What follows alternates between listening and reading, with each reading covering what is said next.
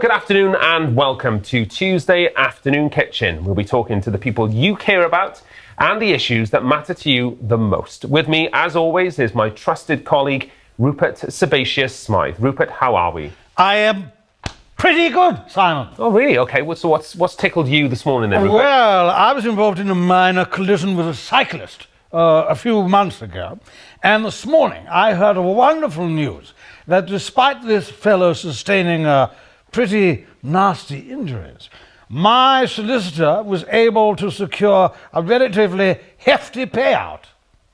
Okay, so that's sort of good news, Oh, I guess. yes. I mean, this chap, he was speeding down the road like Lance Bleeding Armstrong. And I tried to overtake him, carefully, as you do, you know. But he started swerving wildly. I mean, really, all over the place. So to avoid an accident, I swerved directly into him, sending him flying over an adjacent hedgerow and into some poor bugger's front garden. Oh, blimey. Yes, I took him out in one fell swoop. And of course, I was off like a rocket because I was late for a lunch at a friend's pub in Bracknell. So I left him to sort himself out. I mean, these cyclists are a pretty resilient bunch. And a few days later, there was a knock at the door from the local filth, and they asked me about the incident, and I told them what I remember, and there was that. 6 months later, I am £15,000 up. The filth. The Roses, the police, Simon. Oh, I see, right. Oh, sorry, yeah. I was worrying an extremely vague story here. The first thing they teach you in the army is when you are questioned, you say as little as possible. I had no idea you served in the armed forces, Rupert. Simon, if I was to tell you all the intimate details about my private life, we would be here for the foreseeable, wouldn't we? Oh, well, most likely, yes. Yes. So anyway, let's get on with the show, shall we?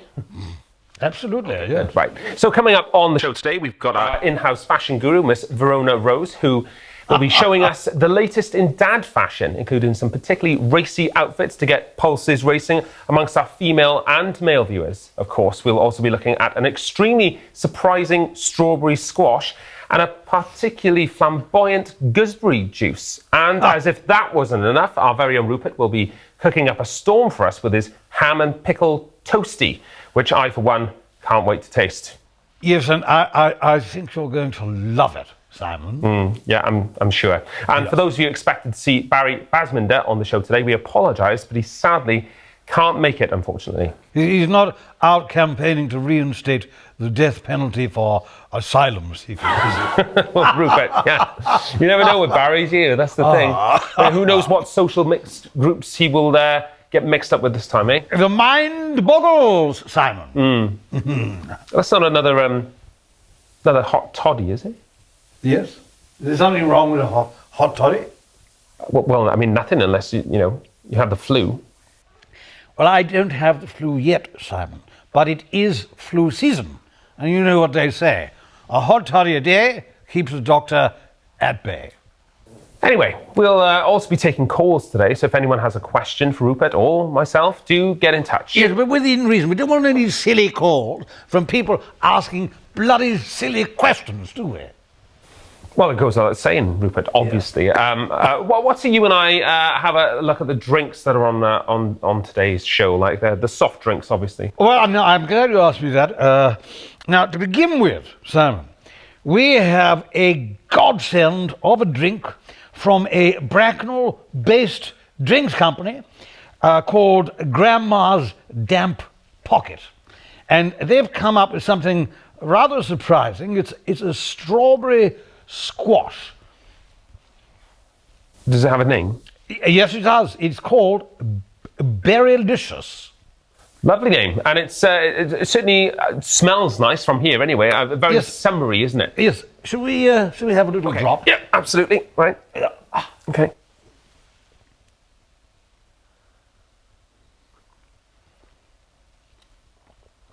Oh, yes. Well, it's a lovely introduction, isn't it? Oh, yes. It's a gentle liquid curtsy Tell me more, tell me more. It's a sweet little soiree. It's sitting in the park, reading the racing results with a glass of something bubbly and a sandwich of something sandwichy. Oh, is it? Is that honey? No, I believe it is. Yeah. Well, what a lovely surprise. What a welcome appearance from a honey there. I'm learning lots about the bouquet in general. Oh, yes, I think it's paying a visit to your local off-license and having a chat with the proprietor about the weather for 15 minutes before you realize the shelf where your favorite tipple normally stands is empty. It's trying to keep cool in the face of such bloody absent-mindedness. It's trying to keep calm despite wanting to beat the man on the head with his order book in the hope that he might treat his customers with more piété, isn't it? It's making given excuses once you realize that the only other off-license in the area closes in a few minutes and it's a 5-minute walk away. It's arriving at the said off-license with seconds to spare, grabbing your favorite tipple and hurling yourself in front of the cashier before she has time to close the till.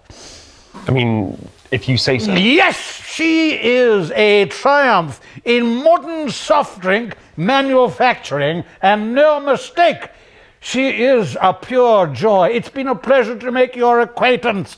I give her 10 out of 10. Full marks from me, Simon. Wow, full points to the Bracknell-based berry beverage there. I'm noticing a bit of a theme with Bracknell today, Rupert. Perhaps we should do an outside broadcast from there at some point? Well, I shouldn't bother, old boy. It's a stagnant wasteland of a town. It's a real stinker. Right, some bad memories from Bracknell there, perhaps, Rupert. No, not at all. It's not my fault that the local police station resembles a public toilet. I mean, who on earth puts a thatch roof on a police station? For Christ's sake, it's very misleading. Indeed. I once mistook a mobile library for a public toilet. They look very similar, don't they? They do. Okay, so, let's take a call, shall we? We should have, I think we've got Bob on the line, and he's got a question about French people. Oh, for God's sake, no, I think we'll skip this one, shall we? We'll skip that one. Have we got anybody else? Okay, yeah, we've got Paul from Portsmouth, and he's got a question about zoos. Hello, Simon. Paul, can you hear us? Yes, hello, please. Hello, Paul. Yeah, I'm wondering, do you think that zoos should accept people too? Ah, now when you say accept people, do you mean to put a person in a cage next to the camels, for example? Yes. Well, I've always wondered about that, and I've always thought that you should, in certain circumstances. Do you have somebody in mind, Paul? It's my wife, Susan. She's absolutely filthy, and I don't mean that in a good way. She's actually dirty. She doesn't wash. She smells like a dog, and I'm sick of it. And I just thought, if she's such an animal lover, she'd fit right in down there, you know. Right. I mean, have you talked to her about the personal hygiene issue, Paul? I mean, there's some very good podcasts on the subject these days. I've tried everything, but she's dead against it. She says the soap makes her feel dirty. Okay, I think that she might be better off talking to a professional, Paul. Carting her off to live in a zoo is probably the last thing she needs. That's if they'd even take her. Well, wait, exactly. I mean, Paul, have you tried asking for help from a family member, a brother or sister, perhaps? They're no use. They're just a bunch of dirty bastards too. I'd sling them all in there if I could. Language, if we can, Paul. So what you're saying is that your wife is filthy, too filthy to live with, so you're all her family, and you'd like to see the lot of them housed in a zoo? Basically, yeah. I mean, there must be some redeeming features, Paul. I mean, why did you marry her in the first place? Well, she used to do a nice pie and chips. Oh, well, there you go. I mean, you can't ask her to do you a pie and chips now, can you? But believe me, Sam, I've tried, but she won't touch the stove. She said it's judging her. I think, Paul, mate, that your wife might be suffering from a mental illness. I think maybe you need to get her to a professional, like, as soon as possible. They've got professionals at the zoo. No. I don't mean not the zoo. You need to start with your GP. That's the best place for her to start with, and then you can help get her back on track. But every time I go to the zoo, I see the cages with the signs on, telling you who's who and where they're from and all that. And all I can think of is her in her own nice enclosure, fast asleep on some bales of hay, and a little sign in the bar saying, Susan from Portsmouth used to do nice pie and chips, born in 1962, I mean, we're not getting anywhere with this, are we? I fear not. I mean, he came up with a decent proposal about admitting someone into the zoo. But this is ridiculous, isn't it? Hello? Paul, we're going to put you in touch with someone who can help in your area. Thanks for your call today. Poor old Susan. Yeah, I mean, she doesn't even sound like the sort of person that you would admit to a zoo. No, I don't think anyone should be admitted to a zoo. It's arguable that we should be putting animals in there, let alone humans. I mean... Yes. OK, moving on. Shall we take a look at our final drink today, Rupert? Yes, that's a good idea. Now, what we have here, Simon, is an organic, I just move these out to one side, an organic gooseberry juice from a Cornwall-based company called The Goose is on the Loose. Excellent. OK, great name, like that. I can see that being, very popular indeed. Absolutely, and if you return a bottle, you will receive a cheque in the post for 5 pence for each one. So that's certainly worth giving some thought about. Yeah, recyclable bottles, that really does take me back. I remember saving up all the glass lemonade bottles my mum had bought for us when we were kids, in the summer, taking them down to the shop to get some money for them as a kid. And I struggled all the way down to the shop, being careful not to drop any. Using all my strength as a 9-year-old, I managed to hoist the crate up onto the counter. The shopkeeper would sort of look at me and then take the bottles. And without a word, he would pull out a toffee hammer from under the till and smash the living daylights out of those bottles until there was nothing left of them before slinging me out on my ear. Put me off recycling for life, I can tell you. What a horrible man. Well, I hope he ripped his fingers to shreds. Hopefully. Still, yes. You live and learn. So, the goose is on the loose. She is certainly afoot, I can tell you. Now, what I love about this company is their attention to detail. Because on the bottle, they have this beautiful little picture depicting a goose on a wanted sign. And it's really rather endearing, Simon. No, it really is. That's the lovely little touch for sure, I think. Yes. But just thinking about the utter carnage a goose on the loose would actually cause. They're particularly mischievous, aren't they? Very loud as well. Oh, yes, they're noisy creatures. I was attacked by a goose once in Richmond Park back in the 1980s, back in my drinking days. Mustn't dwell, of course. Mustn't dwell, indeed, goes without saying. Yes, there I was, minding my own business, picnicking with a lady friend of mine at the time. Champers flowing, and some astonishingly good pork pies from Avery Moore's Old Kent Road butchery, when suddenly this bloody goose appears out of nowhere and starts picking over our picnic hamper. No, what did you do? Well, what could I do? I was just newly acquainted with this young lady. I wanted to make a good impression. I didn't want to come across as a thug, so I waved my hanky at it, and I told the goose to stuff off, and it had the opposite effect. And he started headbutting me. Headbutting me, Simon, with startling accuracy, and I tried to fight back, but he was too quick, too nimble, too well rehearsed. And he spilt the champers and made off with the pork pies before I could make head nor tail of what was going on. And all we were left with was some after-dinner mince. And the humiliation lasted well into the next day, I can tell you. So how did things go with your lady friend after that? Not well, I'm sad to report. She said if I couldn't protect her from a goose, what chance did I have in front of a burglar or a bag snatcher? And she had a good point, of course. Oh, of course. Let's get back to the drink. Yes. Let's dive in, shall we?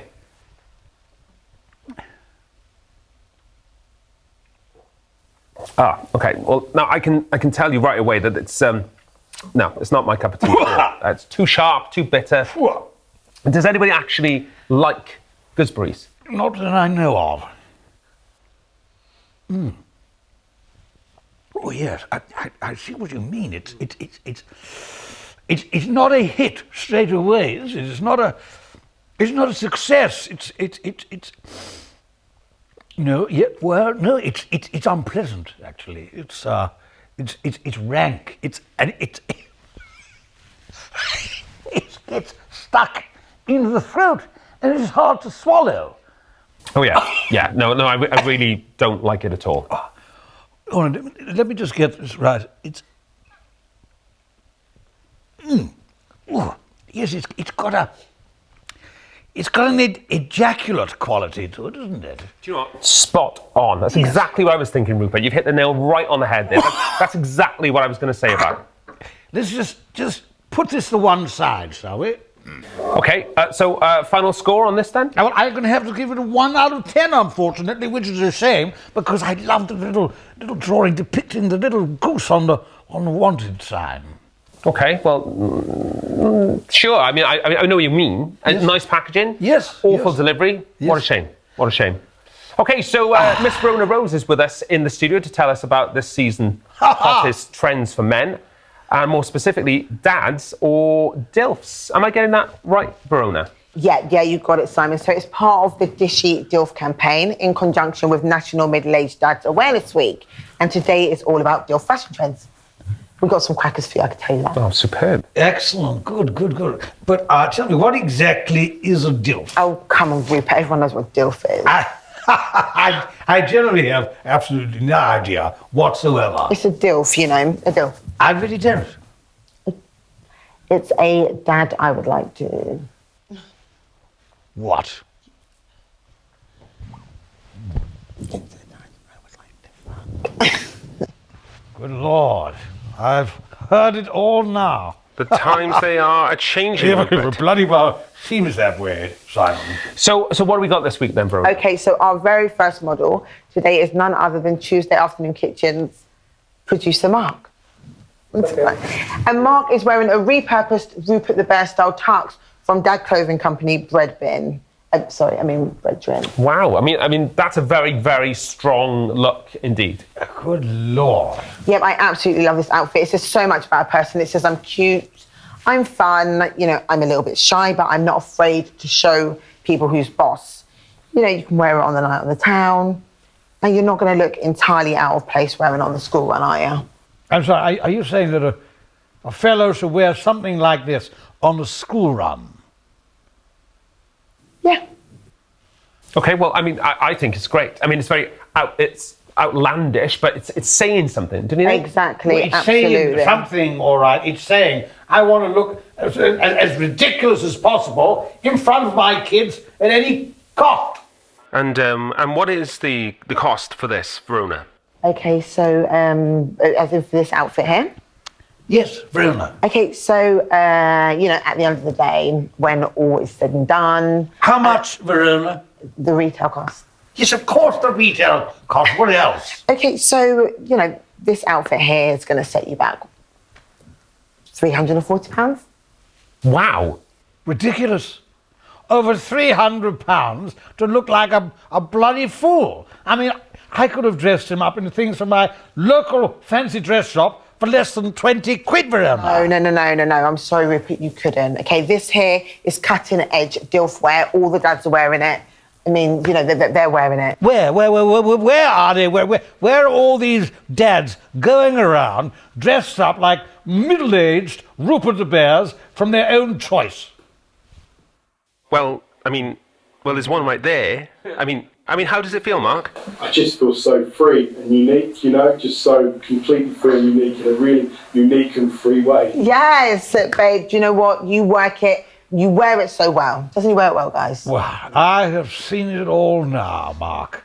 Well, actually, Rupert, you haven't seen it all because we're just warming up. Our next model is Arthur. And Arthur's amazing outfit It's from Dad's, look at work there. It's from Dad's Apparel. And actually they make all of their incredible clothes from recycled paper. Sexy, on trend, and good for the environment. I mean, I love it. Exactly, and that's what it's all about today. You know, it's 2020. We've got to be kind to the environment. You know, it's just so much about a person. I couldn't agree more. What the hell is wrong with you people? He's wearing a cowboy outfit, which you could get from any fancy dress shop. Actually, Rupert, no, you couldn't. And FYI, it's called a fancy dress boutique. I'm speechless. And what sort of situation are you suggesting that this cowboy outfit should be worn? In the boardroom, perhaps, or hod carrying on a building site? On a cowboy building site, perhaps, Rupert. I absolutely love that cowboy builder site. So actually, the guys over at Dad's Apparel have scored big time with this one. It's nicely defined along the inner leg. And I'll let you into a little secret. It's real denim in there. Real denim? Real denim. So I'm sorry, is denim in short supply all of a sudden? I don't understand what is going on here. The waistcoat nicely defines him and the colour is very authentic indeed. How do you feel wearing it? Oh, I feel great, really confident. It's done wonders for my body image. I feel like I can take on the world, you know? Oh, bless you. I mean, we really can't underestimate the power of fashion, can we? It's just something you can't put a price on. Oh, can't you, Verona? And tell me, what price would you put on this particular one? As in Arthur's outfit? Yes, Verona. Okay, well, I believe that currently, and obviously don't hold me to this, but I believe that currently, and you know, this doesn't include any sale prices you may or may not have seen, but I believe that currently, sorry, one sec, do you mean like the retail price? Yes, the retail price, Verona! Okay. For Christ's sake. So, I mean, yeah, you can pick up one of these bad boys for what? 550, yeah, around the 550 mark. £550 for a cowboy outfit. Yeah, roughly £550. And remember, it's real denim. Right, I've had enough. I mean, is denim the new precious commodity for 2020? I mean, it's what jeans are made out of, for Christ's sake. How can anything made of denim cost more than £500? All right, Rupert, calm down. I said around £500. Well, I love it, Verona. I really do. I can see the team have worked really hard with the selection this week. I mean, these outfits are superb. Do you have any more to look forward to? We actually do. We have one more for you. Very, very excited about this one. Brace yourselves, guys. So our final model. Oh, look, it's Barry. Right, he is wearing this sexy Dracula look. I mean, it's sexy, it's smart, it speaks to me. And this is from fashion supplier Old Father Time, and they're over on the Old Kent Road. Now, obviously, looking at this, give us a spin. You can't see on the outside, but actually inside, this is completely lined in denim. Oh, Christ, that's going to send the price rocketing, isn't it? Yeah, I mean, look, it's sexy, it's smart, it's slim fitting around the waist as well. It's something you can wear to the farmer's market on the weekend or, you know, even to the supermarket. Yeah. And it's practical, it's flattering in a genuinely practical and flattering way. What does that even mean? Well, I mean, I know exactly what that means, Verona. I mean, it's sassy and it's simple, isn't it? Exactly, and that's what people want nowadays, isn't it? Is it?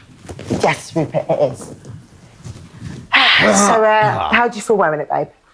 Yeah, really comfortable, actually. Funny enough, after rehearsal yesterday, I bought myself an outfit and went to my kids' karate competitions. Oh, good Lord, poor little bugger. And I'm sure he got absolutely no grief from his mates whatsoever, Barry. And was it practical and comfortable for you, babe? Very comfortable, yeah. I even went to bed. No, she really liked it. And no, but I wore the bus home as well. Because, I had loads of comments. Not all good. No. At the end of the day, if you want to rock the boat, you've got to start with ripples. I absolutely love that saying. Do you know what, babe? If you want to rock the boat, you've got to start with a ripple. And I'm going to go and get a T-shirt with that printed on it. Do that, Verona. And if you do, sell them for $1,000 a piece, and I'm sure they will probably just fly out the door. Yes, I think I might go and do that, Rupert. Well, some truly wonderful DILFs and some really wonderful denim-based outfits. Verona, thank you so, so much. No, the pleasure has been all mine. I mean, I'm just here doing what I love doing. And I have to be honest, I think this is a trend that's going to just run and run and run. I really do. Well, there's something to look forward to. Absolutely. And that just about wraps things up on Tuesday Afternoon Kitchen for today. Thanks to Rupert, to the wonderful Miss Verona Rose, and of course our fierce DILFs for working those outfits for us today. If you'd like to purchase any of the garments you've seen on the show today, please head over to our website where you can find most sizes. Thanks for watching, and we'll see you at the same time next week. Bye for now.